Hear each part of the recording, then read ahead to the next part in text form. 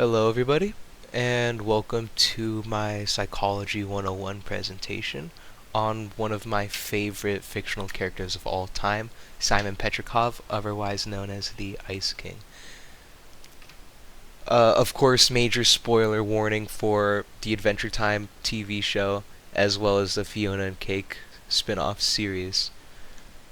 So, to give you a brief overview of pre-season 3 Ice King, he is the antagonist who is often thwarted by the protagonist of the show, Finn and Jake.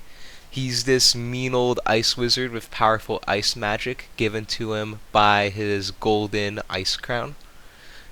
He kidnaps princesses, which is why Finn and Jake step in to save the day. And he later drops these villainous ways in pursuit of friendship to escape his loneliness. And he can often be miserable. And just another key thing to note, he has a tendency to call people, especially the penguins in his ice kingdom, Gunther. Alright, now one of our big lore drops for the Ice King comes in the Season 3 two-parter, Holly Jolly Secrets, where Finn and Jake find these tapes buried somewhere that belong to the Ice King, and they watch these tapes in order to find something out about their enemy. And they're really just things that he recorded that are just fun, lighthearted, silly, until they get to the final tape, which reveals the Ice King's former identity as Simon Petrikov, who about 800 years ago was this antiquarian who one day found this magical crown, and he brought it home to his wife, or no, not his wife, his fiancée, Betty, and he put it on as a joke to hopefully get a laugh out of her. And that's when the crown started speaking to him, whispering things to him, and he screamed, wanting it to stop. And upon taking off the crown and coming back to his senses, he looks back at his fiancée, now mortified, and then she runs. And we continue to see in these tapes how the Ice Crown continues to whisper things to him, saying that he'd be saved from a ruinous fate. It's turning his skin blue, growing out his hair, and just ultimately driving him into madness and sadness. This gets more explored in the Season 4 episode, I Remember You, in which the Ice King comes to visit Marceline, the Vampire Queen, who is another main character in the show. And it's revealed that Marceline knows not just the Ice King, but Simon, implying that they have some sort of previous history with each other. The reason he comes over, though, is to have a jam session with her, as she plays the bass, he plays the drums. And he brings notes of these songs, which it's implied that they were either written by Simon or by the Ice King subconsciously.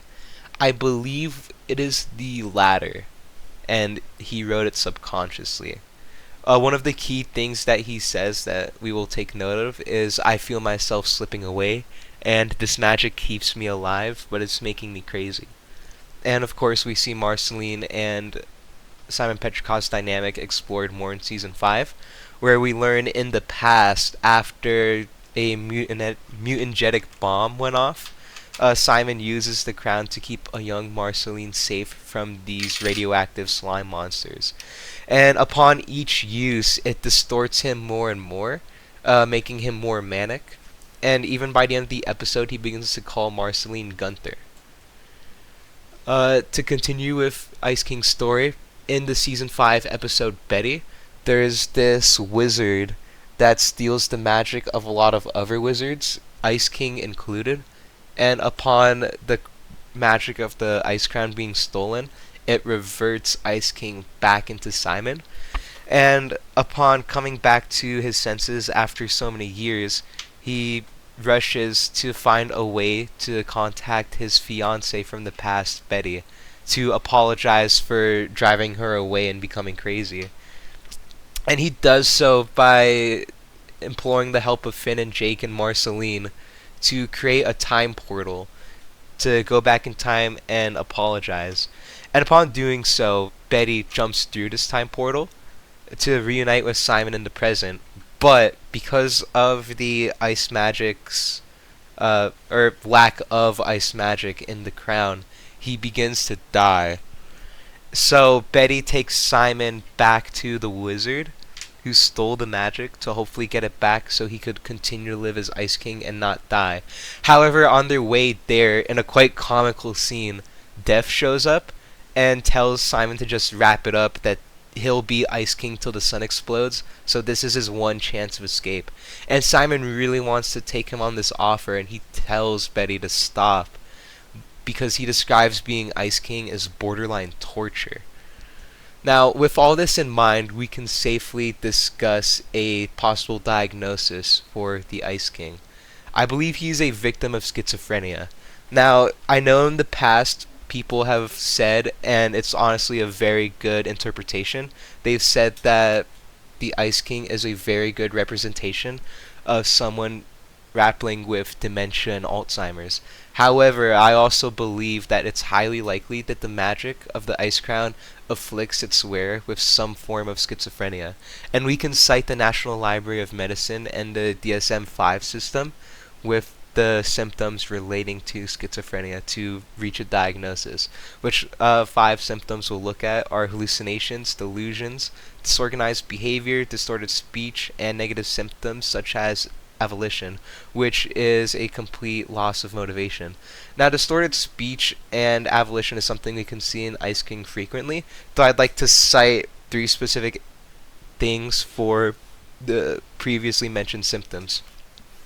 So, for hallucinations, we of course learned in the Holly Jolly Secrets tape that he had auditory hallucinations from the Ice Crown, as it would whisper secrets of the ice and snow to him, as well as warn him of his death. And then also, a random tidbit we get from the Ice King is that he has a wizard eye that can see magical things that nobody else can, which this is a very real thing. However, it does also feel like visual hallucinations.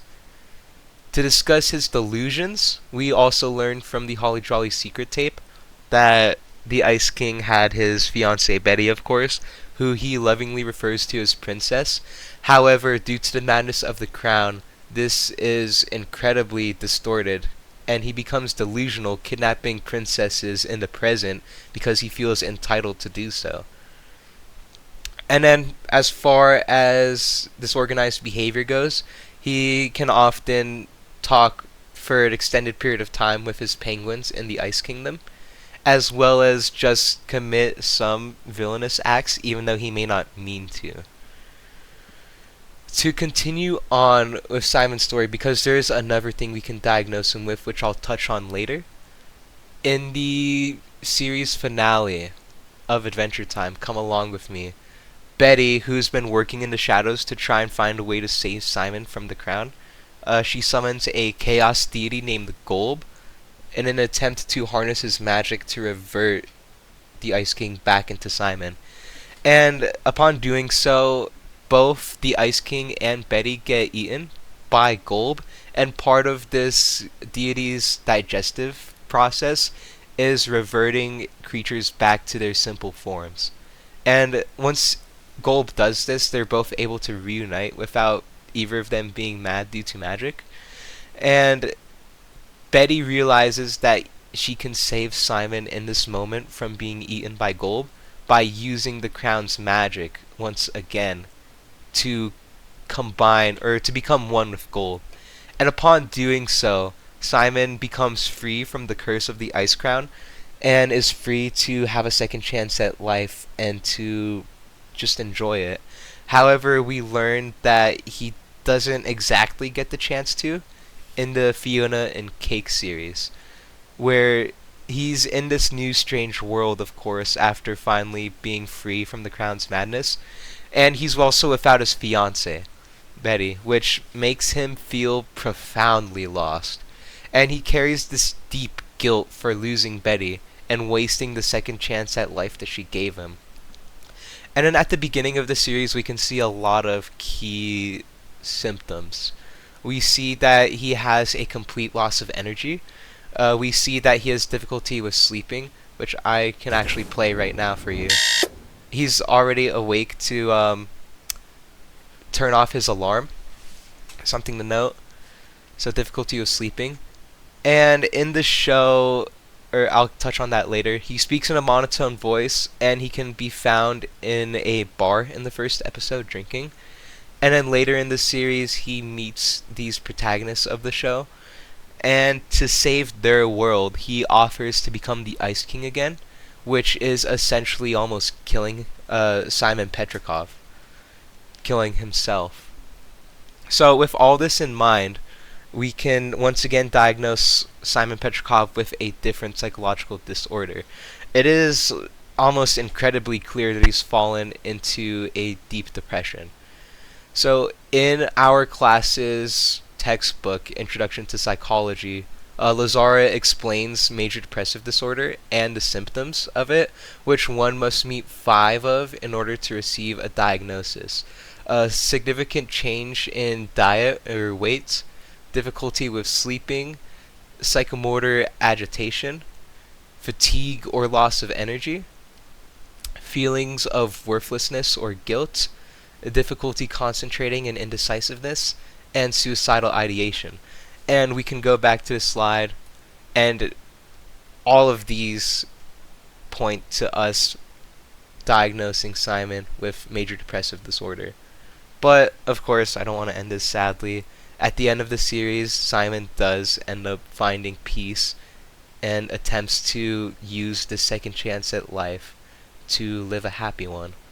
So, with that being said, thank you for watching this presentation. Here we have my references to different videos that I used for this. Huge thanks to Omar Elias for a lot of footage from Adventure Time to lean on. And I'd also like to thank the creators of the show, of course. Here are all the episodes that I have cited. So, thank you so much for watching.